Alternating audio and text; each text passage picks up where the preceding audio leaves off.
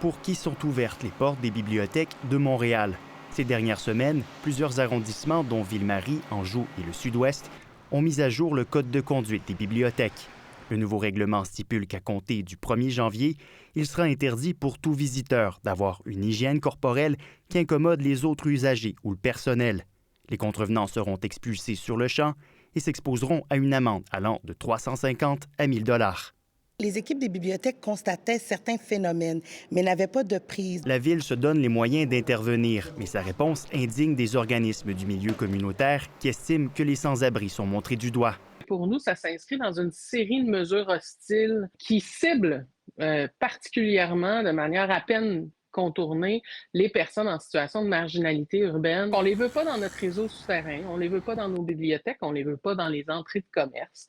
Un flou subsiste quant à l'application d'un code de conduite sur l'hygiène, libre à l'interprétation. C'est complètement arbitraire, premièrement. On sait c'est quoi l'hygiène, mais je veux dire, ou à partir de quand l'hygiène commence à être plus comme trop dégradée. C'est le personnel des bibliothèques qui devra juger de la propreté des usagers et intervenir en cas de besoin. Une responsabilité qui met le syndicat dans l'embarras.